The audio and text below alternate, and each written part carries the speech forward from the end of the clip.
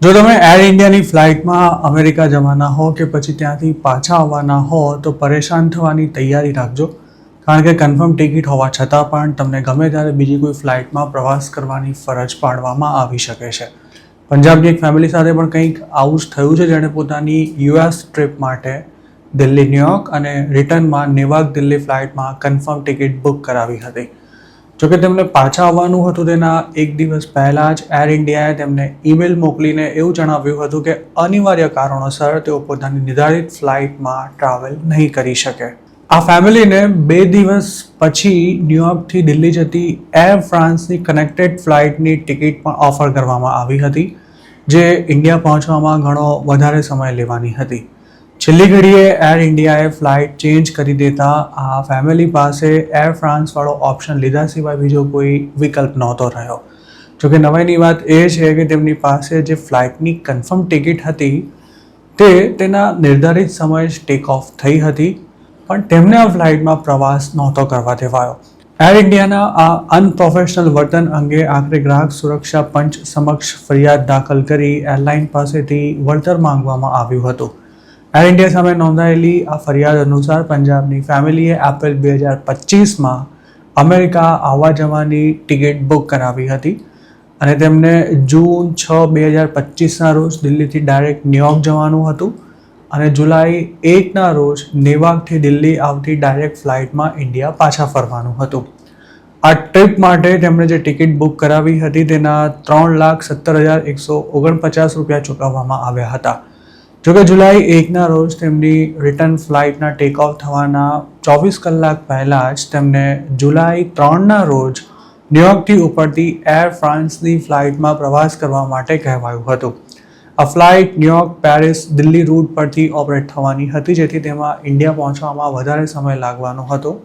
તેમજ આ ફ્લાઇટ માટે ફરિયાદીને અમેરિકામાં 2 દિવસ રાહ પણ જોવી પડી હતી. જોકે જ્યારે આ ફેમિલીને જાણ થઈ કે તેમની પાસે જેની કન્ફર્મ ટિકિટ હતી તેવી નેવાક દિલ્હી ફ્લાઇટ તેના શેડ્યુલ અનુસાર જ ટેક ઓફ થઈ છે, ત્યારે તેમણે એર ઇન્ડિયાને ફરિયાદ કરી હતી, જેનો કોઈ જવાબ જ નહોતો મળ્યો.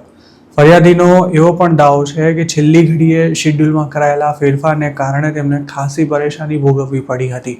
એર ઇન્ડિયાના આ અનપ્રોફેશનલ વર્તન સામે કરાયેલી ફરિયાદ સાથે જે પુરાવા રજૂ કરવામાં આવ્યા હતા તેને ધ્યાનમાં લેતા ગ્રાહક સુરક્ષા પંચે એરલાઇન્સને હાજર થવા માટે નોટિસ મોકલી હતી, પણ એર ઇન્ડિયા તરફથી કોર્ટમાં કોઈ હાજર પણ ન રહેતા આખરે કમિશને એક તરફની દલીલો સાંભળીને જ કસ્ટમરને 91,000 રૂપિયા વળતર પેટે ચૂકવવા માટે એરલાઇનને આદેશ કર્યો હતો, જેમાં 80,000 રૂપિયા માનસિક હેરાનગતિના વળતર પેટે જ્યારે 11,000 રૂપિયા કેસ લડવા માટે થયેલા ખર્ચા પેટે ચૂકવવા જણાવાયું હતું. પંચે પોતાના ચુકાદામાં એ વાતની પણ ખાસ નોંધ લીધી હતી કે બચાવ પક્ષે ફરિયાદી તરફથી કરાયેલા આક્ષેપોનો જવાબ આપવાની પણ તસ્દી નથી લીધી, જેથી એવું માનવાને પૂરતા કારણો છે કે બચાવ પક્ષ પોતાના પર લાગેલા આરોપોનો સ્વીકાર કરે છે કે પછી પોતાના બચાવમાં તે કંઈ કહી શકે તેમ નથી. પંચે એમ પણ જણાવ્યું હતું કે ફ્લાઇટ રીશેડ્યુલ કરવા માટે એરલાઇને ખોટું કારણ આપ્યું હતું, જેના કારણે ફરિયાદી પરેશાન થઈ ગયા હતા. એર ઇન્ડિયાને જે દંડ ફટકારવામાં આવ્યો છે તેની રકમ તેને ઓર્ડરની કોપી મળ્યાના 45 દિવસમાં ચૂકતે કરી દેવા માટે પણ ખાસ તાકીદ કરવામાં આવી છે. કોર્ટે એવો મુદ્દો પણ ઉપસ્થિત કર્યો હતો કે આવી કોઈ પણ ઘટનામાં કસ્ટમર રિફંડ અથવા તો અલ્ટરનેટિવ ટ્રાવેલની સાથે તેને થયેલી અસુવિધા બદલ વળતર પણ માંગી શકે છે. ઉલ્લેખનીય છે કે હાલ ગંભીર આર્થિક કટોકટીમાંથી પસાર થઈ રહેલી એર ઇન્ડિયાએ તાજેતરમાં જ ખર્ચામાં કાપ મૂકવા માટે ઘણા જ મોટા પગલાં લીધા છે, જેમાં માર્જિન ન મળતું હોય તેવી અનેક ફ્લાઇટ્સ બંધ કરવા સહિતના નિર્ણયોનો સમાવેશ થાય છે.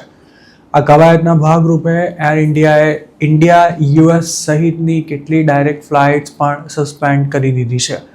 એર ઇન્ડિયા હાલ પોતાનો માર્કેટ શેર જાળવી રાખવા માટે સંઘર્ષ કરતી હોય તેવું દેખાઈ રહ્યું છે.